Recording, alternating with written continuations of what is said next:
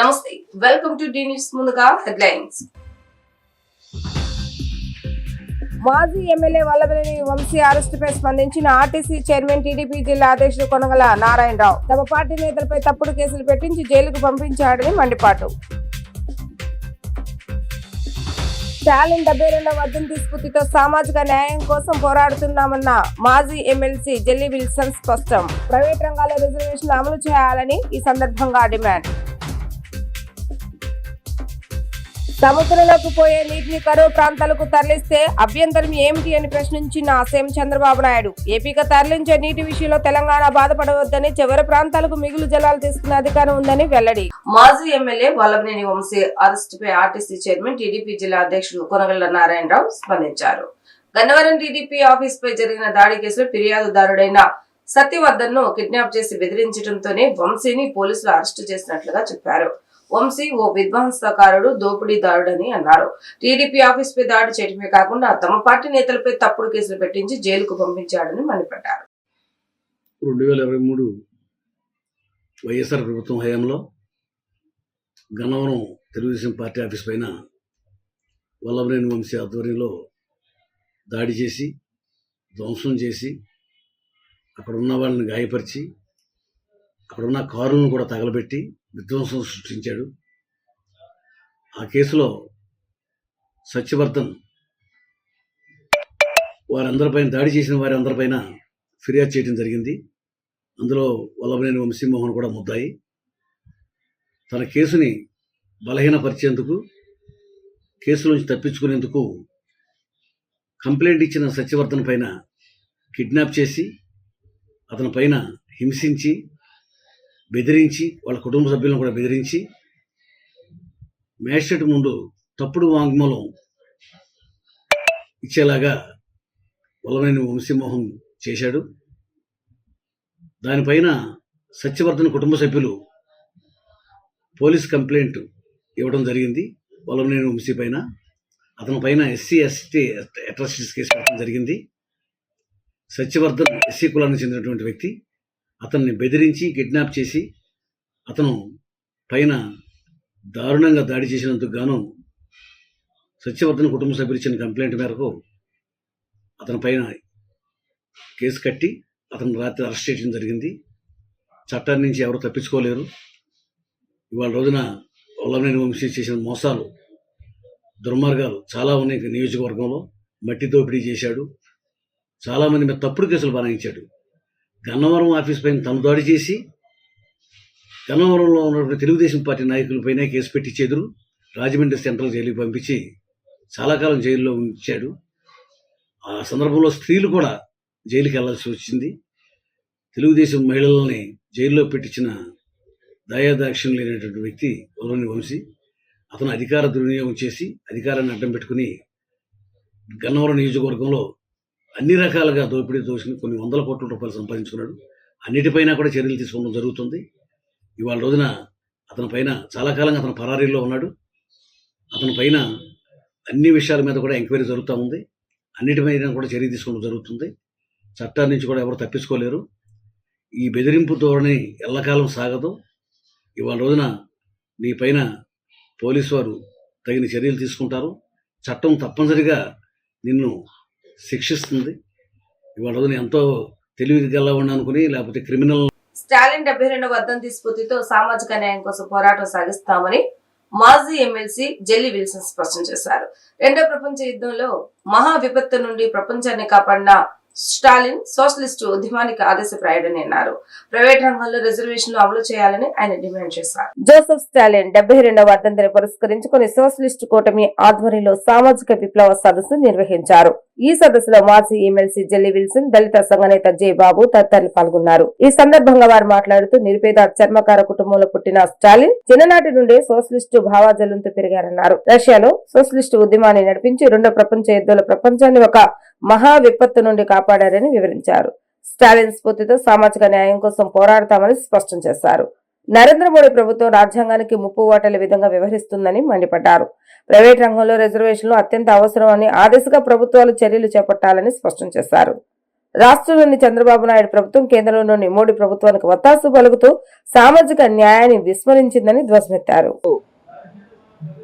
విజయవాడ నగరం ప్రెస్ క్లబ్లో సోషలిస్ట్ కూటమి ఆంధ్రప్రదేశ్ రాష్ట్ర కమిటీ ఆధ్వర్యాన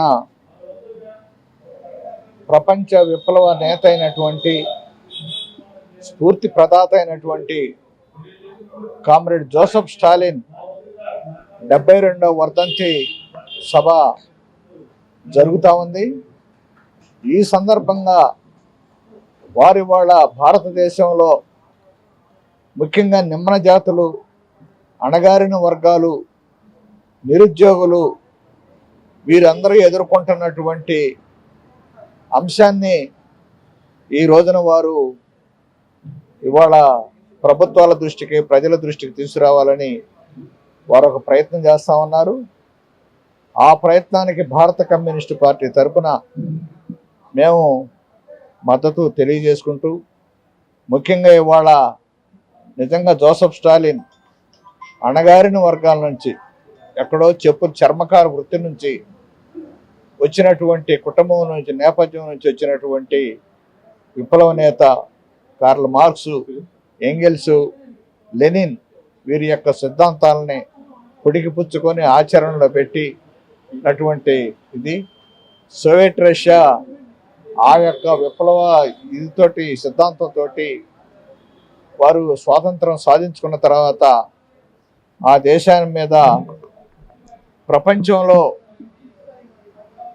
సామ్రాజ్యవాద ఇది కలిగినటువంటి కండూతి కలిగినటువంటి హిట్లరు నియంత ఈ ప్రపంచాన్ని మొత్తాన్ని ఆయన జయించి తన చెప్పు చేతల్లో ఉంచుకొని తన పరిపాలన చేయాలని చెప్పిన దానికి నిజంగా స్టాలిన్ ఆయన ఇతర మిత్ర దేశాలన్నింటినీ కూడా కలుపుకొని హిట్లర్ యొక్క ఆగడాలని, నియంత పోకడలని అంతమొందించినటువంటి మహానేత. ఒక మహా విపత్తు నుంచి కాపాడాడు 2వ ప్రపంచ యుద్ధంలో. ఈరోజు జోసెఫ్ స్టాలిన్ 72వ వర్ధంతిని సోషలిస్ట్ కూటమి ఆధ్వర్యంలో పెద్ద ఎత్తున విజయవాడలో ప్రెస్ క్లబ్ నందు నిర్వహిస్తూ ఉన్నాం. ప్రధానంగా సామాజిక, ఆర్థిక, రాజకీయ రంగాల్లో కొన్ని వర్గాల ప్రజల్ని కంప్లీట్గా తొక్కేస్తూ ఉన్నారు. ఇది దారుణమైన పరిస్థితి. మరో పక్క 10% కూడా లేని ప్రభుత్వ రంగంలో కన్నా 90% పైబడి ఉన్న ప్రైవేట్ రంగాల్లో ఎస్సీ, ఎస్టీ, ఓబీసీలకు ఎక్కువ అవకాశాలు ఉన్నాయి. కానీ అక్కడ వాళ్ళని బహిష్కరించడం అనేది సామాజిక ద్రోహం. అందుకని జోసెఫ్ స్టాలిన్ వర్ధంతి రోజు నుండి సామాజిక విప్లవం రావాలి. ఆంధ్రప్రదేశ్లో, భారతదేశంలో అన్ని రాష్ట్రాల్లో సామాజిక విప్లవం రావాలి. దాని మీదే సోషలిస్ట్ కూటమి పెద్ద ఎత్తున పనిచేస్తూ ఉంది.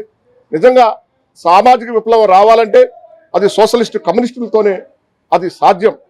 కానీ ఈ దేశంలో ప్రజా హక్కులను కాలరాస్తున్నటువంటి మోడీ ప్రభుత్వంతో అంటకాగుతున్నటువంటి చంద్రబాబు, జగన్, పవన్ కూడా బయటకు రావాల్సిన అవసరం ఉంది.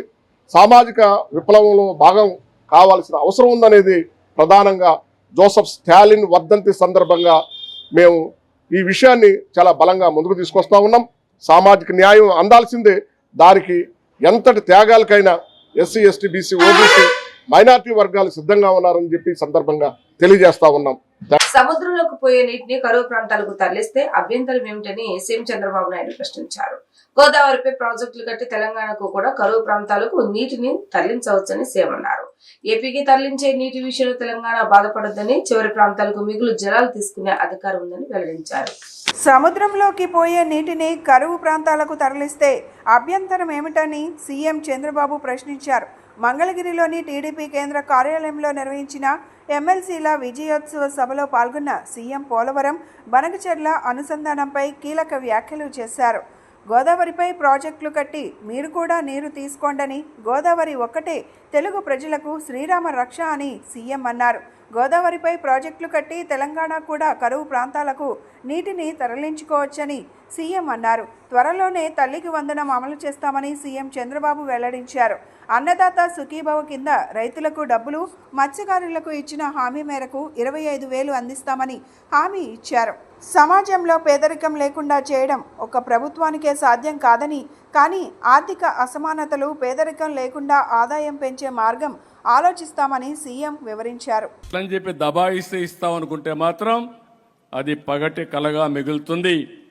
గుర్తుపెట్టుకోమని కోరుతున్నాను. నేను ఇంకొక మాట కూడా చెప్పాను. రాజకీయాల్ని కలుషితం చేశారు. రాజకీయ ముసుగులో నేరాలు చేశారు, ఘోరాలు చేశారు. అలాంటి నేరాలు, ఘోరాలు చేసినప్పుడు ఎవరు తప్పు చేసినా చట్టం దాని పని చేసుకుంటా పోతుంది తప్ప ఇంకొకటి కాదని చెప్పి కూడా నేను మీకు తెలియజేస్తున్నా. నిన్న మొన్న ఇంకొక విషయం కూడా ఇక్కడ వచ్చినప్పుడు తెలుగు జాతి అందరికీ విజ్ఞప్తి చేస్తున్నా, తెలంగాణలో ఉండేవాళ్ళకు కూడా విజ్ఞప్తి చేస్తున్నా. నేను గోదావరి నీళ్లు బనకచెర్లకు తీసుకుపోతానని చెప్పాను. పోలవరం టు బనకచెర్ల. ఎక్కడి నీళ్ళు ఇవి? సముద్రంలోకి పోయే నీళ్లు. సముద్రంలోకి పోయే నీళ్లు నేను తీసుకుపోతానంటే దాన్ని కొంతమంది ఒక పార్టీ రాజకీయం చేస్తే వాళ్ళు చేశారు కాబట్టి మేము చేయకపోతే వెనకబడిపోతామని ఇంకొకరు మాట్లాడే పరిస్థితికి వచ్చారు. ఇది మంచిది కాదు. నేను ఎప్పుడో ఒకటే చెప్తున్నాను, తెలుగుదేశం పార్టీ మొదటి నుంచి కూడా తెలుగు జాతి కోసం పెట్టిన పార్టీ. ఒక యుగ పురుషుడు ఎన్టీ రామారావు గారు పెట్టిన పార్టీ ఇది. ఆ రోజు ఈ రోజు తెలుగు జాతి కోసం పనిచేస్తున్నాం. నేను ఆ మాటే చెప్పాను. విభజన రోజును కూడా మీరు గుర్తుపెట్టుకోవాలి. నాకు 2 ప్రాంతాలు సమానం అని చెప్పాను, 2 కళ్ళు అని చెప్పాను, ఇద్దరికి సమన్యాయం చేయమన్నాను. అయితే అక్కడ నమ్మారు, ఇక్కడ నమ్మారు. అక్కడ మేము బీజేపీ పోటీ చేసి 20 సీట్లు గెలిపించారు. ఇక్కడ అధికారాన్ని ఇచ్చారు. అది నా జీవితంలో ఎప్పుడూ మరిచిపోలేనని చెప్పి మీ అందరికీ మరొక్కసారి విజ్ఞప్తి చేస్తున్నా. ప్రతిపక్ష హోదాపై నిరాధార ఆరోపణలతో వైకాపా ఎమ్మెల్యే జగన్ తప్పుడు ప్రకటన చేస్తున్నారని ఏపీ శాసనసభ స్పీకర్ అయ్యన్న పాత్రుడు అన్నారు. సభా ప్రాంగణం కాగానే ఆయన మాట్లాడారు. ప్రతిపక్ష హోదాపై వైకాపా ఎమ్మెల్యే జగన్ హైకోర్టు కూడా వెళ్లారు. న్యాయ ప్రక్రియ కొలికి వచ్చే వరకు వేచి చూద్దామన్నా ఇటీవల జగన్ వైకాపా సభ్యులు చేసిన వ్యాఖ్యలు నా దృష్టికి వచ్చాయని చెప్పారు. ఎంతటి వారిపైననైనా అసత్యాలు ప్రచారం చేసే ధోరణితో జగన్ వ్యవహరిస్తున్నారని స్పీకర్ చెప్పారు. వారు చేస్తున్న ఆరోపణలు గందరగోళానికి దారితీస్తున్నాయని, స్పీకర్కు దురుద్దేశ ఆపాదించడం సభా నియమాల ఉల్లంఘన కిందకి వస్తాయన్నారు. దేవుడు తిరస్కరించిన వరాన్ని పూజారి నుంచి ఆశించడం తప్పు అని అయ్యన్న వ్యాఖ్యానించారు. ప్రతిపక్ష హోదా ఇవ్వాలంటే సరైన సంఖ్యాబలం ఉండాలని చట్టం చెబుతోందని, 175 మంది సభ్యులున్న శాసనసభలో కనీసం 18 మంది సభ్యుల బలం ఉంటే తప్ప ప్రతిపక్ష హోదా రాదని, అంటే కనీసం 10% సభ్యులు ఉంటేనే ప్రతిపక్ష హోదా వస్తుందనే నిబంధనను గతంలో జగనే సభలో ప్రస్తావించారని పేర్కొన్నారు. అభియోగాలు, ప్రేలాపనలు, బెదిరింపులతో జగన్ తనకు గత ఏడాది జూన్ 24న లేఖ రాశారని, ప్రతిపక్ష హోదా కావాలంటూ హైకోర్టును కూడా ఆశ్రయించారు. తనకు ప్రతిపక్ష హోదా ఇచ్చేలా సభను ఆదేశించాలని న్యాయస్థానాన్ని కోరారు అన్నారు. పిటిషన్ విచారణ అర్హత ఉందో లేదో నిర్ధారణ తర్వాతే ప్రమాణం చేయడానికి ఆహ్వానించిన సంగతి మీకు గుర్తు చేస్తున్నాను. అదేవిధంగా ఆంధ్రప్రదేశ్ 16వ శాసనసభ సభ్యుల ప్రమాణ స్వీకార కార్యక్రమంలో 21/6/2024 జరిగింది. కానీ స్పీకర్ ఎన్నిక మరణాడు అంటే 22/6/2024 నాడు జరిగింది. ప్రతిపక్ష నాయకుడిగా గుర్తింపు ఇవ్వగలిగితే అధికారం కేవలం స్పీకర్కి మాత్రమే ఉంటుంది. అందుకే సభ్యుల ప్రమాణ స్వీకార కార్యక్రమం జగన్మోహన్ రెడ్డికి ప్రతిపక్ష హోదా నిరాకరించడానికి సూచించిన అన్న వాదన సరికాదు. నిజానికి జగన్మోహన్ రెడ్డి వైఎస్ఆర్సీ శాసనసభ పక్ష నాయకుడిగా ఎన్నికైనట్టు 26/6/2024 వరకు మా సచివాలయానికి తెలపలేదు. నెంబర్ 1. అలాంటప్పుడు జూన్ 26 కంటే ముందు, అందున స్పీకర్ ఎన్నిక జరగక ముందు ప్రతిపక్ష నాయకుడి హోదా గురించి నిర్ణయం తీసుకోవడం సాధ్యమా? ఇది ఒకటి గమనించవలసిన అవసరం ఉంది. ప్రతిపక్ష నాయకుడి హోదా ఎవరైనా అర్హులా కాదా అనేది కేవలం రాజ్యాంగ సూత్రాలు, కోర్టు తీర్పులు, చిరకాల సాంప్రదాయాల ఆధారంగా మాత్రమే నిర్ధారించగలరు. ఆంధ్రప్రదేశ్ వేతనాల పెన్షన్ చెల్లింపు అనర్హతల తొలగింపు చట్టం 1953లో ప్రతిపక్ష నాయకుడి హోదా ప్రస్తావన ఉంది. ఆ చట్టంలో సెక్షన్ 12B ప్రకారం ఎవరైనా ప్రతిపక్ష నాయకుడి హోదా ఇవ్వాలంటే వారు చట్టసభలో సభ్యులై ఉండాలి. 2, వారు ప్రభుత్వ వ్యతిరేక రాజకీయ పార్టీ సభలో నాయకుడై ఉండాలి. ఇది క్లియర్గా ఉంది.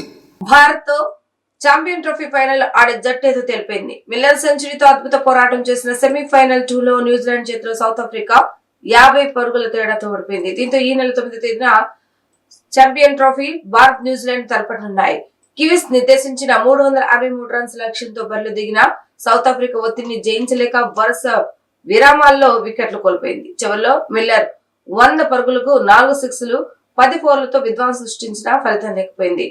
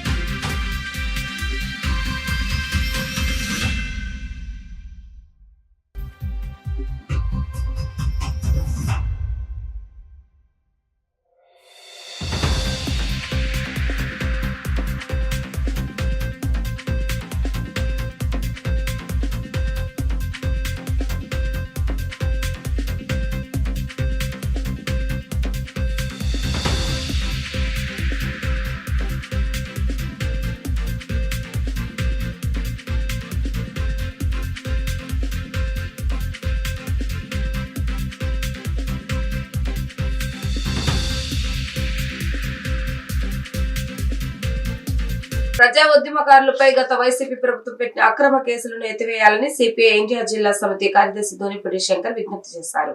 ఈ మేరకు సీఎం చంద్రబాబు నాయుడు, డిప్యూటీ పవన్ కళ్యాణ్ ఇంకా పలువురు మంత్రులకు బహిరంగంగా లేఖ రాశారు. వామపక్షాల అమరావతి రైతుల ఉద్యమకారులపై కేసులు ఎత్తివేశామని, ఎన్నికల్లో సీఎం చంద్రబాబు నాయుడు ఇచ్చిన వాగ్దానం మేరకు వెంటనే ఈ కేసులను రద్దు చేయాలని ఆయన కోరారు.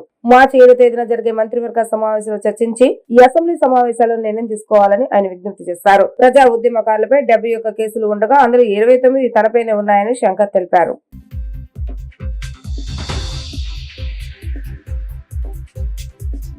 అధికారులపైన గత వైసీపీ ప్రభుత్వం అక్రమంగా బనాయించిన కేసులను ఎత్తివేయాలని చెప్పి మార్చి 7వ తేదీన జరుగుతున్న మంత్రివర్గ కేబినెట్ సమావేశంలో నిర్ణయం చేసి తక్షణమే సిపిఐ, సిపిఎం, ప్రజాతంత్రవాదులపైన, అమరావతి రైతాంగ ఉద్యమకారులపైన పెట్టినటువంటి అక్రమ కేసులను రద్దు చేయాలని చెప్పేసి రాష్ట్ర ముఖ్యమంత్రి గౌరవనీయులు నారా చంద్రబాబు నాయుడు గారికి సిపిఐ బహిరంగ లేఖ రాస్తుంది. అలాగే ముఖ్యమంత్రి గారితో పాటు ఉప ముఖ్యమంత్రి వర్యులు, హోంశాఖ మార్చులు, విద్యాశాఖ మార్చులు, ఎన్టీఆర్ జిల్లా కలెక్టర్, ఎన్టీఆర్ జిల్లా పోలీస్ కమిషనరేట్ వీరందరికీ కూడా మేము పత్రికాముఖంగా బహిరంగంగా ఈ బహిరంగ లేఖ ద్వారా విజ్ఞప్తి చేస్తున్నాం. గత ప్రభుత్వం పెట్టినటువంటి కేసుల్ని ఎత్తివేస్తామని చెప్పి చంద్రబాబు నాయుడు గారు ఎన్నికల్లో వాగ్దానం చేశారు. అలాగే సాక్షాత్తు అసెంబ్లీలో పవర్ ప్రజెంటేషన్ ఇచ్చారు. గత ప్రభుత్వం అక్రమంగా కేసును పెట్టింది అని చెప్పేసి. కాబట్టి కేసులు పెట్టించుకోవడంలో 2019వ సంవత్సరం నుంచి 2024వ సంవత్సరం వరకు సిపిఐ అగ్రభాగాన ఉన్నది. 2019వ సంవత్సరం ఎన్నికలైన మరుసటి రోజు నుంచే ఇసుక కొరత మీద ఉద్యమాలు చేసి అక్రమంగా కేసులు, గృహ నిర్బంధాలకు లోనయ్యి ఇవాళ మేము పత్రికాముఖంగా తెలియజేస్తాం. ఒక్క విజయవాడ నగరంలోనే 55 అక్రమ కేసులు ఉన్నాయి ఒక్క విజయవాడలోనే. అలాగే అన్ని జిల్లాల్లో కూడా రాయలసీమ నుంచి, అనంతపురం నుంచి శ్రీకాకుళం జిల్లా వరకు కూడా మేము పెద్ద ఎత్తున ఉద్యమాలు చేయటం జరిగింది. ఆ సందర్భంలోనే మేము కోరేటువంటిది, మేము విజ్ఞప్తి చేసింది రాష్ట్ర ముఖ్యమంత్రి గారిని, మా పార్టీ రాష్ట్ర కార్యదర్శి రామకృష్ణ గారితో కలిసి సిపిఐ రాష్ట్ర కార్యవర్గం వినతి పత్రాన్ని, రిప్రజెంటేషన్ కూడా రాష్ట్ర ముఖ్యమంత్రికి ఇవ్వటం జరిగింది. కాబట్టి ఈనాటి వరకు కూడా ఆ కేసుల మినహాయింపు అనేటువంటి జరగలేదు. ఇంకా అధికారంలో ఉన్న చంద్రబాబు నాయుడు ప్రభుత్వం మోసాలకు పాల్పడుతుందని వైసీపీ అధినేత జగన్మోహన్ రెడ్డి తీవ్ర స్థాయిలో ధ్వజమెత్తారు. అసెంబ్లీలో ప్రతిపక్షం చెప్తున్న మాటలు వినటం లేదని, అందుకే మీడియా ముందుకు వచ్చి ప్రభుత్వం చేసిన మోసాలను ప్రజలకు వివరిస్తున్నామని అన్నారు. తాడేపల్లి వైసీపీ అధినేత జగన్మోహన్ రెడ్డి కార్యాలయంలో ఏర్పాటు చేసిన విలేకరుల సమావేశంలో ఆయన మాట్లాడుతూ చంద్రబాబు నాయుడు ప్రభుత్వం 2 బడ్జెట్లు ప్రవేశపెట్టి సూపర్ 6 143 హామీల కోసం అరాకొరా కేటాయింపులు చేయటం చాలా దారుణమని మండిపడ్డారు. బాబు షూరిటీ భవిష్యత్తు గ్యారంటీ కాస్త బాబు షూరిటీ మోసం గ్యారంటీ అయిందని ఎద్దేవా చేశారు. ఎన్నికలకు ముందు సూపర్ 6, 7 అంటూ ఊదరగొట్టిన చంద్రబాబు దత్తపుత్రుడు కలిసి మేనిఫెస్టో రిలీజ్ చేశారని గుర్తు చేశారు. 20 లక్షల ఉద్యోగాలు, 3,000 నిరుద్యోగ భృతి సాయం యువతకు అందలేదన్నారు. ఈరోజు ఫిబ్రవరి 24వ తారీఖున గవర్నర్ గారి స్పీచ్, అదే రకంగా 28వ తారీఖున ప్రవేశపెట్టిన బడ్జెట్, వీటి అన్ని విషయాల మీద సుదీర్ఘంగా అసెంబ్లీలో ఎలాగూ ప్రతిపక్షం చెప్తా ఉన్న మాటలు ఎలాగూ వినే పరిస్థితి, అసెంబ్లీ నుంచి ప్రజలకు తెలిపే పరిస్థితి లేని పరిస్థితుల మధ్య మీ ద్వారా ప్రజలకు ప్రతిపక్షం సైడ్ నుంచి బడ్జెట్ మీద, గవర్నర్ ప్రసంగం మీద, వీటి అన్ని అంశాల మీద ఇటువైపున నాణ్యానికి ఇటువైపున వర్షన్ కూడా వినిపించే కార్యక్రమం చేస్తూ ఉన్నాం. నిజంగా చంద్రబాబు నాయుడు గారి 2 బడ్జెట్లు ఇవాళ చంద్రబాబు నాయుడు ప్రవేశపెట్టిన 28వ తారీఖున తాను ప్రవేశపెట్టిన బడ్జెట్తో 2 బడ్జెట్లు తను ప్రవేశపెట్టినట్లయింది. ఈ 2 బడ్జెట్లు చంద్రబాబు నాయుడు గారివి గమనించినట్లయితే బాగా ప్రస్ఫుటంగా కూడా కనిపించేటి ఏమిటి అని అంటే, చంద్రబాబు గారు అన్ని రకాలుగా ప్రజలను మోసం చేసిన తీరు తేటతెల్లంగా కనిపిస్తుంది. ఎన్నికలకు ముందేమో బాబు షూరిటీ, భవిష్యత్ గ్యారంటీ. ఎన్నికలు అయిపోయిన తర్వాత మాత్రం బాబు షూరిటీ, మోసం గ్యారంటీ అన్న పద్ధతిలోనే ఆయన పాలన సాగుతూ ఉంది. అన్న నందమూరి తారక రామారావు 60 ఏళ్ల వయసులో రాజకీయ పార్టీ స్థాపించి కేవలం 6 నెలల కాలంలోనే అధికారంలోకి వచ్చి అనేక సంస్కరణలు తీసుకుని వచ్చి తనదైన ముద్రతో ప్రజల హృదయాలు చిరస్థాయిగా నిలిచిపోయారని ప్రభుత్వ విప్ గన్నవరం శాసనసభ్యులు యార్లగడ్డ వెంకట్రావు పేర్కొన్నారు. అసెంబ్లీలో రేషన్ బియ్యం అక్రమ తరలింపు అంశంపై ఆయన మాట్లాడారు. పేదవాడికి పట్టెడు అన్నం పెట్టలేనప్పుడు రాజకీయాలు ఎందుకంటూ ఎన్టీ రామారావు 1983 జూలై 6న 2 రూపాయలకు కిలో బియ్యం పథకం ప్రారంభించారని అన్నారు. అలాంటి గొప్ప పథకంలో వైసీపీ ప్రభుత్వం అవినీతికి పాల్పడిందని ఆరోపించారు. నిన్న సభలో పౌర సరఫరాల శాఖ మంత్రి నాదెండ్ల మనోహర్, ఎమ్మెల్యే బుచ్చయ్య చౌదరి ప్రస్తావించినట్లే ఇప్పటికీ రేషన్ కార్డే అన్ని పథకాలకు ప్రామాణికమని, రేషన్ కార్డు లేదంటే పథకాలు రద్దవుతాయని చాలామంది లబ్ధిదారుల్లో ఆందోళన ఉందన్నారు. రాష్ట్రంలో సుమారు 1,48,00,000 రైస్ కార్డ్స్ ఉండగా గత నెలలో కేవలం 1,33,00,000 కార్డుదారులు బియ్యం తీసుకోగా 15 లక్షల మంది బియ్యం తీసుకునే పరిస్థితి ఉందన్నారు. అసలు బియ్యం పథకం ఉన్నది పేదలకు ఇవ్వడానికా, ఎగుమతులు చేయడానికే అనే స్థితికి పథకం చేరిందన్నారు. దానికి తార్కాణం ఎక్కడ చూసినా ఈ బియ్యం ఆఫ్రికా వంటి దేశాలకు ఎగుమతి అవడమని చెప్పారు. 4 దశాబ్దాల పైబడి అమలవుతున్న బియ్యం పథకంపై సమీక్ష, చర్చ జరిపి పరిష్కారం కనుక్కోవడం అవసరమని, అలాగే గత ప్రభుత్వం చేసిన రేషన్ స్కామ్పై విచారణ చేయాలని తెలిపారు. మల్లవల్లి పారిశ్రామిక వాడ రానున్న రోజుల్లో రాష్ట్రానికి తలమానికంగా మారనుందని ఎమ్మెల్యే యార్లగడ్డ వెంకట్రావు అన్నారు.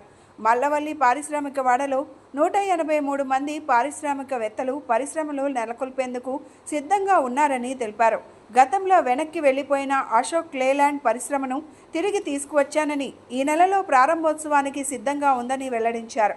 గతంలో తన నియోజకవర్గంలో మంజూరైన రహదారి పనులు రద్దయిన పరిస్థితి ఉందని, అవన్నీ మళ్లీ మంజూరు చేయాలని ఎమ్మెల్యే యార్లగడ్డ వెంకట్రావు కోరారు. ఈ విషయాన్ని R&B మంత్రి జనార్దన్ రెడ్డి దృష్టికి తీసుకువెళ్లినట్లు తెలిపారు. అవసరమైన నిధులు త్వరగా విడుదల చేయాలని ఎమ్మెల్యే విజ్ఞప్తి చేశారు. సివిల్ సప్లైస్ మీద 3,807 కోట్లు కేటాయించినందుకు ధన్యవాదాలు తెలియజేస్తూ, పీడిఎస్ బియ్యం అక్రమ రవాణా, అన్నం పెట్టిన పథకం అక్రమార్కుల పాలిట వరంగా మారిన పరిస్థితి. అధ్యక్ష, ఎన్టీ రామారావు గారు 1982లో పార్టీ పెట్టినప్పుడు మేనిఫెస్టోలో కిలో బియ్యం 2 రూపాయలకి ఇస్తానని, వరన్నం అప్పుడు లగ్జరీగా ఉన్న పరిస్థితి. అధ్యక్ష, రాయలసీమలో కొంత ప్రాంతం కానీ, ఉత్తరాంధ్రలో కొంత ప్రాంతం కానీ వరి లగ్జరీగా ఉందనే ఉద్దేశంతో, వరన్నం లగ్జరీగా ఉందనే ఉద్దేశంతో 2 రూపాయలకి కిలో బియ్యం పథకం ప్రవేశపెడితే, ఆ మేనిఫెస్టోలో పెడితేనే అప్పుడు సంచలనం. అధ్యక్ష, ఆ తర్వాత విజయభాస్కర్ రెడ్డి గారు దాన్ని ₹1.90 ఇచ్చిన 6 మాసాల ముందు ఎన్నికలకి ప్రజలు ఎన్టీఆర్కే పట్టం కట్టి రామారావు వల్లే 2 రూపాయల కిలో బియ్యం వచ్చిందనే విషయాన్ని సుస్పష్టంగా నమ్మి ఆయనకు 9 నెలల అధికారం వచ్చిన పరిస్థితి. అధ్యక్ష, 60 సంవత్సరాల వయసులో అంతకుముందు మన దేశం సినిమాతో సినిమా కెరీర్ మొదలుపెట్టి నా దేశంతో సినిమాలు ఆపేసి తెలుగుదేశం పార్టీని 60 సంవత్సరాల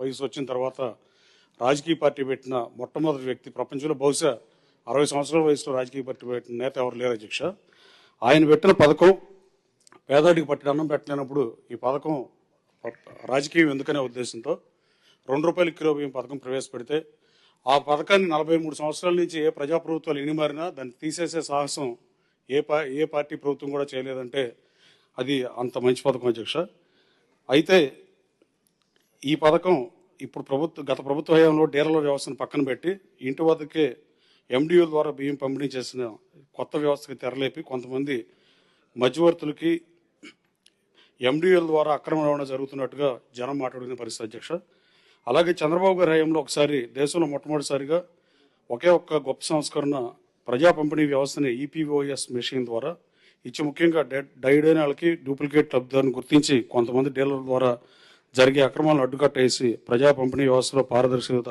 తీసుకురావడం జరిగింది. అధ్యక్ష, మున్సిపల్ కార్మికుల సమస్యల పరిష్కారంలో ప్రభుత్వం నిర్లక్ష్యంగా వ్యవహరిస్తుందని సిఐటి నాయకుడు కె ఉమామహేశ్వరరావు ఆగ్రహాన్ని వ్యక్తం చేశారు. కార్మికులకు కనీస వేతనం చెల్లించాలని డిమాండ్ చేశారు. శాశ్వత ఉద్యోగులుగా గుర్తించాలని కోరారు. కార్మికుల సమస్యలు పరిష్కరించిన పక్షంలో ఇతర కార్మిక సంఘాలు కలుపుకొని ఆందోళన తీవ్రతరం చేస్తామని ఆయన హెచ్చరించారు. Vijayawada municipal corporation workers union ఆధ్వర్యంలో కార్మికుల సమస్యలు పరిష్కరించాలని కోరుతూ ధర్నా చౌక్లో ఆందోళన నిర్వహించారు. ఆందోళనకు సిఐటియు నాయకుడు మున్సిపల్ వర్కర్స్ యూనియన్ ప్రతినిధి కె ఉమామహేశ్వరరావు నేతృత్వం వహించారు. ఈ సందర్భంగా ఆయన మాట్లాడుతూ మున్సిపల్ కార్మికుల సమస్యల పట్ల ప్రభుత్వం నిర్లక్ష్యంగా వ్యవహరిస్తుందని మండిపడ్డారు. విధులు శుభ్రం చేసే పారిశుద్ధ్య కార్మికులకు కనీస పరికరాలు కూడా అందుబాటులో లేవని ధ్వజమెత్తారు. ఇంజనీరింగ్ కార్మికుల సమస్యల కోసం ఈ నెల 7న ఆందోళన చేస్తామని స్పష్టం చేశారు. కార్మికుల సమస్యలు పరిష్కరించని పక్షంలో ఇతర కార్మిక యూనియన్లను కలుపుకొని ఆందోళన ఉధృతం చేస్తామని ఉమామహేశ్వరరావు హెచ్చరించారు. ఈ కార్యక్రమంలో కార్మిక సంఘాల ప్రతినిధులు, కార్మికులు పెద్ద సంఖ్యలో పాల్గొన్నారు. కె ఉమామహేశ్వరరావు, రాష్ట్ర ప్రధాన కార్యదర్శి, AP municipal workers and employees federation CITU అనుబంధ సంఘం.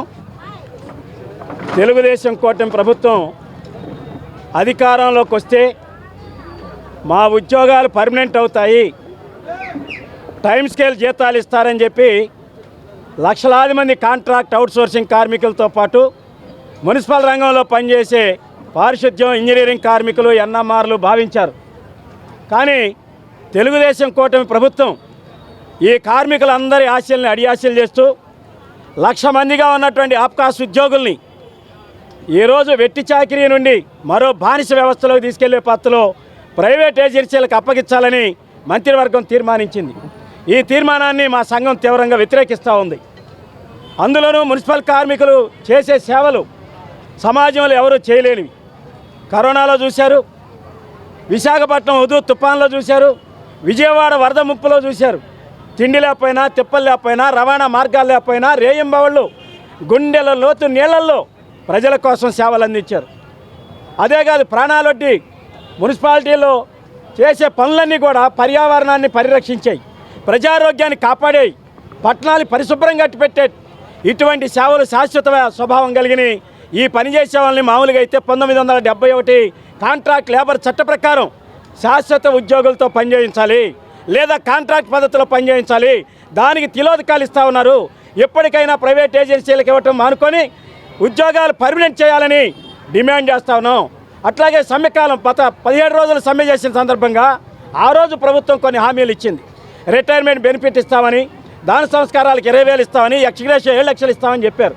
ఇంజనీరింగ్ కార్మికులు జీతాలు పెంచుతా ఉన్నారు, సంక్షేమ పథకాలు అమలు చేస్తున్నారు. ఇంతవరకు ఒక్కదానికి జీవో ఇలా. ఛాంబర్ ఆఫ్ కామర్స్ లోని అన్ని అసోసియేషన్ల భాగస్వామ్యంతో ఈ నెల 7, 8, 9 తేదీల్లో ట్రేడ్ ఎక్స్పో ఏర్పాటు చేస్తామని నిర్వాహకులు శేషబాబు, చుండూరి ఉమామహేశ్వరరావు, అన్నవరపు శ్రీనివాసరావు తెలిపారు. వెన్యూ ఫంక్షన్ హాల్లో 3 రోజుల పాటు జరిగే ఈ ఎక్స్పోలో రాష్ట్ర ప్రభుత్వం ఔత్సాహిక పారిశ్రామికవేత్తలకు, వ్యాపారులకు ఇస్తున్న ప్రోత్సాహకాలను అందిపుచ్చుకుని వ్యాపారవేత్తలుగా ఎదిగేందుకు అవసరమైన సమాచారాన్ని అందజేస్తామని అన్నారు. ఛాంబర్ ఆఫ్ కామర్స్లో ఏర్పాటు చేసిన విలేకరుల సమావేశంలో ఇందుకు సంబంధించిన పోస్టర్ను విడుదల చేశారు. ఈ సందర్భంగా వారు మాట్లాడుతూ 3 రోజుల పాటు కొనసాగే ఈ ఎక్స్పో ఔత్సాహిక పారిశ్రామికవేత్తలకు, వ్యాపారులకు వివిధ రంగాలలో తమ వ్యాపారాలను అభివృద్ధి పరుచుకునే వారందరికీ ఉపయుక్తంగా ఉంటుందన్నారు. దుస్తులు, furniture, food, pickles, garments, gas ఉత్పత్తులు మొదలు విద్యార్థులకు అవసరమైన కోడింగ్ వరకు అన్ని రకాల స్టార్టప్లను ప్రారంభించాలనుకునే వారికి, ఫ్రాంచైజీలు తీసుకునే వారికి ఈ ట్రేడ్ ఎక్స్పో ఎంతగానో ఉపకరిస్తుందన్నారు. సీఎం చంద్రబాబు నాయుడు చిన్న, సూక్ష్మ పరిశ్రమల స్థాపనకు అందిస్తున్న ప్రోత్సాహకాలు కూడా సద్వినియోగం చేసుకొని రాణించేందుకు అనువుగా ఉన్నాయని తెలిపారు. ఈ ఎక్స్పోను శాసనసభ్యులు బోండా ఉమామహేశ్వరరావు, సుజనా చౌదరి, గద్దె రామ్మోహన్ ప్రారంభిస్తారని వివరించారు. ఈ నెల 7, 8, 9 తేదీల్లో ట్రేడ్ ఎక్స్పో అనేది విజయవాడ పట్టణంలో రామర్పాడు రింగ్ రోడ్డు దగ్గర గల ది వెన్యూ కన్వెన్షన్ నందు శుక్ర, శని, ఆదివారాలు చక్కగా స్టాల్స్ అత్యధికంగా ఏర్పాటు చేసి దీంట్లో విభిన్న రకాలకు సంబంధించి క్లాతు, రెడీమేడు, గార్మెంట్స్, అదేవిధంగా ఫర్నిచరు, ఎలక్ట్రానిక్స్, ఎలక్ట్రికల్స్, పికిల్స్, ఫుడ్కు సంబంధించినవి, అదేవిధంగా స్వీట్ స్టాల్స్, ఇంటిలో ఎవరైనా సరే వాళ్ళు చేతిగా తయారు చేసుకున్న పచ్చళ్ళు కానీ, అనేక రకాల స్వీట్స్ కానీ అవన్నీ కూడా అక్కడ డిస్ప్లే పెట్టుకొని వాళ్ళ యొక్క లీడ్స్ అక్కడ తీసుకోవడానికి ఒక చక్కటి ప్లాట్ఫారాన్ని ఈరోజు ఈ యొక్క ట్రేడ్ ఎక్స్పో మీ అందరికి కూడా ఒక ప్లాట్ఫారాన్ని అందిస్తుంది. ఈరోజు కనుక మనం చూసుకుంటే ఏదైనా సరే ఈరోజు మనకి మన ఆంధ్ర రాష్ట్ర ప్రభుత్వం వారు అనేక రకాలుగా ప్రోత్సాహం ఇస్తున్నారు. ఈ యొక్క ఫుడ్ ఎక్స్పో సంబంధించి మనకి ఛాంబర్ ఆఫ్ కామర్స్ అధ్యక్షులు శ్రీ గడ్డం రవికుమార్ గారు ముఖ్య అతిథిగా దీనికి ఇచ్చేస్తున్నారు. అదేవిధంగా ఈ ఛాంబర్ ఆఫ్ కామర్స్ సంబంధించి ఈ యొక్క ట్రేడ్లు సంబంధించి విజయవాడ పట్టణంలో ఉన్న అన్ని అసోసియేషన్ వారు దీనికి మాకు మద్దతు ఇచ్చి దీన్ని సహకరిస్తున్నారు. అదేవిధంగా ఈ యొక్క కార్యక్రమానికి మనకి సెంట్రల్ ఎమ్మెల్యే బోండా ఉమా గారు, అదేవిధంగా పశ్చిమ నియోజకవర్గం శాసనసభ్యులు సుజనాథ్ చౌదరి గారు, అదేవిధంగా గద్దె రామ్మోహన్ రావు, మరి మన పెద్దలు గౌరవనీయులు ముఖ్య అతిథి అయిన మనకి పార్లమెంట్ సభ్యులు శ్రీ కేసినేని చిన్ని గారు కూడా ఈ కార్యక్రమానికి, ఈ 3 రోజుల కార్యక్రమానికి ఇచ్చేస్తున్నారు. విశేషభాగం విజయవాడలో అతి పెద్దగా భారీ ట్రేడ్ ఎక్స్పో అనేది మన స్మైలీ అసోసియేట్స్ ఆధ్వర్యంలో మనం నిర్వహించడం జరుగుతుంది. ఈ రోజున మొత్తం కూడా చూసినట్లయితే చంద్రబాబు గారు కానీ మిగతా కూటమి నాయకులు కానీ కూడా విజన్ 2047 అని చెప్తున్నారు. ఏ విధంగా అయితే స్టార్టప్ బిజినెసెస్ వాళ్ళకి కానీ, లేకపోతే ఏదన్నా బిజినెస్ డెవలప్ చేసుకోవాలన్నా, వాళ్ళు ఎక్స్పాండ్ చేసుకోవాలన్నా ఎంఎస్ఎంఈ సెక్టర్స్ కింద కానీ వాళ్ళు డెవలప్ చేసుకోవడానికి ఒక మంచి సదవకాశాన్ని కల్పిస్తున్నారు. దానికి సంబంధించింది ఒక చక్కటి ప్లాట్ఫామ్ అన్నమాట మనం నిర్వహించేటటువంటి ఈ ట్రేడ్ ఎక్స్పో. ఈ ట్రేడ్ ఎక్స్పోలో వచ్చేసరికి ఏంటంటే అండి, మనకి ఏదైనా స్టార్టప్ బిజినెస్ కానీ, ఫ్రాంచైజెస్ ఇవ్వాలన్నా కానీ, లేకపోతే వాళ్ళకు ఉన్నటువంటి బిజినెస్ని ప్రమోట్ చేసుకోవాలనుకున్నా కానీ, B2B కానీ B2C కానీ ఒక చక్కటి ప్లాట్ఫామ్. దానికి సంబంధించి ఇది మార్చి 7, 8, 9 అనగా ఫ్రైడే, సాటర్డే, సండే అండి. మనకి ఇది వెన్యూ కన్వెన్షన్లో రామర్పాడుకి బెంజ్ సర్కిల్కి మధ్యలో ఉన్నటువంటి NTR హెల్త్ యూనివర్సిటీ పక్కన మనకి వెన్యూ కన్వెన్షన్లో ఈ కార్యక్రమం అనేది మనం నిర్వహించడం జరుగుతుంది. దీనికి సంబంధించి మనకి హాస్పిటాలిటీ అంటే హోటల్కి సంబంధించినటువంటి వాళ్ళు కానీ, తర్వాత గార్మెంట్కి సంబంధించిన వాళ్ళు 1 గ్రామ్ ఐటమ్స్ కానీ, తర్వాత ఇండస్ట్రీ ఐటమ్స్, ప్యాకింగ్స్, ఇలా విభిన్న ఆకృతుల్లో సంబంధించిన వారు, ఇంటీరియర్ డెకరేషన్ కానీ ప్రతి ఒక్కరిని కూడా బిజినెస్ని మనం ఫర్నిచర్ సంబంధించిన వాళ్ళందరినీ కూడా మనం ఇన్వాల్వ్ చేయడం జరిగింది. స్మైలీ అసోసియేట్స్ అనేది చాలా గొప్ప ప్లాట్ఫామ్. ఇది గతంలో 2 చోట్ల కూడా పెట్టారు. మన బందర్ రోడ్లో ఒక చోట పెట్టారు, గతంలో వెన్యూలో పెట్టారు. చాలా సక్సెస్గా ముందుకెళ్తున్నారు. వీళ్ళకి ముందుగా ఈ స్మైలీ అసోసియేషన్ ధన్యవాదాలు తెలుపుతూ, ఈ ఛాంబర్ ఆఫ్ కామర్స్ కూడా మాకు పూర్తిగా సహకరిస్తుంది. అలాగే ఈ ఈవెంట్స్ సంబంధించిన వాళ్ళు కూడా కొంతమంది ఈవెంట్స్ కూడా ప్రోగ్రామ్స్ కూడా అక్కడ వాళ్ళు ప్లాట్ఫామ్ లాగా వాళ్ళకు కూడా ఉపయోగపడుతుంది. కొంతమంది ఈవెంట్స్ వాళ్ళు కూడా వస్తున్నారు అక్కడికి. వాళ్ళు కూడా మేము ప్లాట్ఫామ్ మేము ఏర్పాటు చేసుకుంటామండి. మా ఈవెంట్స్ కూడా ముందుకు వెళ్ళాలనే తపంతో వాళ్ళు కూడా దీనిలో యాడ్ అయిపోయి చక్కగా ఈ యొక్క ప్లాట్ఫామ్ ముందు తీసుకెళ్తున్న స్మైలీ అసోసియేషన్ ధన్యవాదాలు తెలుపుతూ సెలవు. ICAI విడుదల చేసిన ఫలితాలు తమ విద్యార్థులకు జాతీయ స్థాయిలో 3 అత్యుత్తమ ర్యాంకులు సాధించారని గురుకుల్ అకాడమీ డైరెక్టర్లు తెలిపారు. తమ విద్యార్థులు జాతీయ స్థాయిలో ద్వితీయ ర్యాంకుతో పాటు 29, 47 ర్యాంకులను సాధించి అత్యుత్తమ స్థానంలో నిలిచారని ఆయన వివరించారు. లబ్బిపేట మసీదు రోడ్లో గల గురుకుల్ అకాడమీ కార్యాలయంలో ఏర్పాటు చేసిన విలేకరుల సమావేశంలో సంస్థ డైరెక్టర్లు కాశీ వెంకటరెడ్డి, వినోద్ కుమార్, వెంకటశేఖర్, అరుణ్ కుమార్, సంపత్ రావు తదితరులు మాట్లాడుతూ తమ విద్యార్థులు సాధించిన జాతీయ ర్యాంకులు పట్ల సంతోషం వ్యక్తం చేశారు. అంతేకాక తమ అకాడమీలో శిక్షణ పొందిన విద్యార్థుల్లో 65% మంది ఉత్తీర్ణులయ్యారని వివరించారు. అకాడమీ ద్వారా పొందిన శిక్షణ తోడు తల్లిదండ్రుల నుంచి లభించిన ప్రోత్సాహంతో ఈ అత్యుత్తమ ర్యాంకులను సాధించారని వివరించారు. అనంతరం అత్యుత్తమ ర్యాంకులు సాధించిన విద్యార్థులు మాట్లాడుతూ గురుకుల్ అకాడమీలో ఇచ్చిన స్టడీ మెటీరియల్ ర్యాంక్ సాధించేందుకు ఎంతగానో ఉపకరించిందన్నారు. ఎగ్జామ్కు ముందు అధ్యాపకులు ఏర్పాటు చేసిన పునరుచ్చరణ తరగతులు తమకు ఎంతగానో ఉపయోగపడ్డాయన్నారు. ఈ సందర్భంగా ద్వితీయ ర్యాంక్ సాధించిన తోట సోమనాథ్, శేషాద్రి నాయుడు, 29వ ర్యాంక్ సాధించిన ఆర్ సందీప్, 47వ ర్యాంక్ సాధించిన జేబీ తేజస్విని అకాడమీ డైరెక్టర్లు ఘనంగా సత్కరించారు. వెంకటశేఖర్, డైరెక్టర్ గురుకుల్ అండి. నేను ICAI రిలీజ్ చేసినటువంటి రిజల్ట్స్లో మా స్టూడెంట్స్కి 3 ఆల్ ఇండియా ర్యాంక్స్ వచ్చినాయి. అందులో గర్వకారణం విషయం ఏంటంటే మాకు ఆల్ ఇండియా 2nd ర్యాంక్ వచ్చింది, అదేవిధంగా ఆల్ ఇండియా 29th ర్యాంక్ వచ్చింది, అదేవిధంగా ఆల్ ఇండియా 47th ర్యాంక్ వచ్చింది. సో ఇందులో చాలా చాలా మేము అచీవ్ చేసినటువంటి థింగ్ ఏంటంటే, అంటే మేము అనే పదిలో మా స్టూడెంట్స్ అచీవ్ చేసినటువంటి విషయం ఏంటంటే ఆల్ ఇండియా 2nd ర్యాంక్ అనేది గత 15-20 ఏళ్ళ నుంచి ఎవరికీ కూడా రానటువంటి ర్యాంక్. అంటే total Andhra Pradesh as well as mainly సిఏకి హబ్ అయినటువంటి విజయవాడకు వచ్చేసరికి వీఆర్ సో హ్యాపీ. ఎందుకంటే మేము ఇక్కడే చదువుకున్నాం సిఏ, ఇక్కడే ఒక ఇన్స్టిట్యూట్ స్టార్ట్ చేసాం. అండ్ ఇక్కడ మా students Vijayawada or Andhra Pradesh proud చేశారు by getting all India second rank అండి. అండ్ ఈ అచీవ్మెంట్కి తోడ్పడినటువంటి ప్రతి మా స్టాఫ్కి, అదేవిధంగా మాకు ఈ ర్యాంక్స్ ఎర్న్ చేసినటువంటి స్టూడెంట్స్కి, అదేవిధంగా పేరెంట్స్కి అందరికీ కూడా చాలా చాలా ధన్యవాదాలండి. అండ్ ఇలాంటి ర్యాంక్స్తో మళ్ళీ మేము ఫ్యూచర్లో అదే స్థాయి అంటే ఇదే ర్యాంక్స్ నిలబెట్టుకోవాలని ఆశిస్తూ ఉన్నాం. ఫలితాల్లో సిఏ ఇంటర్లో గురుకుల్ సంస్థకి 3 ర్యాంకులు రావడం జరిగింది. 2వ ర్యాంకు, అలాగే 29వ ర్యాంకు, 47వ rank, second 29 and 47th rank score చేసాం. ఇంకొక ఆనందదాయకమైన విషయం ఏంటంటే మా సంస్థలో 65% పాస్ పర్సంటేజ్ మేము అచీవ్ చేయడం జరిగింది. అది వేరే ఏ సంస్థ కూడా మనకి అక్రాస్ ఇండియా వేరే ఏ సంస్థకి అలాంటి అచీవ్మెంట్ లేదు, అంత పాస్ పర్సంటేజ్ లేదు. సో అది కూడా మాకు చాలా ఆనందదాయకంగా ఉంది. ఈ సక్సెస్ అచీవ్ చేసినటువంటి స్టూడెంట్స్కి, అలాగే వాళ్ళ పేరెంట్స్కి, అలాగే మా ఉపాధ్యాయ బృందానికి కూడా మేము అభినందనలు తెలియజేసుకుంటున్నాం. ఇలాగే వాళ్ళు ఇంకా మంచి ర్యాంక్ స్కోర్ చేయాలని, ఫ్యూచర్లో గురుకుల్ సంస్థకు కూడా మంచి ర్యాంక్స్ రావాలని, వాళ్ళ పేరెంట్స్కి వీళ్ళకి అందరికీ మంచి పేరు రావాలని మేము ఆశిస్తున్నాం. Thank you. నా పేరు తోట సోమనాథ్ శేషాద్రి నాయుడు. నిన్న ఐసీఐ రిలీజ్ చేసిన రిజల్ట్స్లో నాకు ఆల్ ఇండియా సెకండ్ ర్యాంక్ వచ్చినందుకు చాలా సంతోషపడుతున్నాను. నాకు ఆల్ ఇండియా ర్యాంక్ రావడానికి కారణమైన నా అధ్యాపకులకు పేరు పేరున ధన్యవాదాలు చెప్తున్నాను. గురుకుల్ ఇన్స్టిట్యూషన్లో ఇచ్చిన స్టడీ మెటీరియల్స్ని ప్రిపేర్ అవుతూ ఎగ్జామ్కి 1.5 day రివిజన్లో నేను బాగా రివైజ్ చేసి ఎగ్జామ్స్ బాగా రాసి all India second rank score చేశాను. నమస్తే అందరికీ, నా పేరు ఆర్ సందీప్.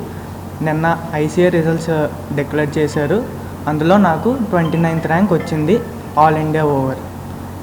ముఖ్యంగా నా గురువులందరికీ నా అభినందనలు. నమస్కారం, నా పేరు జేబీ తేజస్వి. నేను సిఏ ఇంటర్మీడియట్ జాన్ 2025 ఎగ్జామ్స్లో నాకు ఆల్ ఇండియా ర్యాంక్ 47 వచ్చింది. నాకు టీచ్ చేసిన టీచర్స్ అండ్ పేరెంట్స్కి థ్యాంక్ యూ.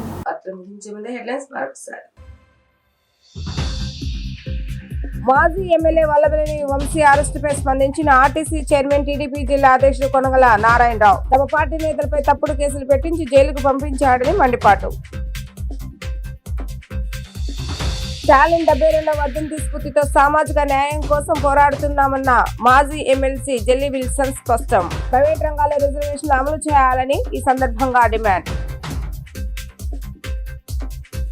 సముద్రంలోకి పోయే నీటిని కరువు ప్రాంతాలకు తరలిస్తే అభ్యంతరం ఏమిటి అని ప్రశ్నించిన సీఎం చంద్రబాబు నాయుడు. ఏపీగా తరలించే నీటి విషయంలో తెలంగాణ బాధపడవద్దని, చివరి ప్రాంతాలకు మిగులు జలాలు తీసుకునే అధికారం ఉందని వెల్లడి. ఇవి ఈ రోజు వార్తా విశేషాలు. మరలా 3 ప్రశ్నలతో మళ్ళీ కలుద్దాం. అంతకు సెలవు. నమస్కారం.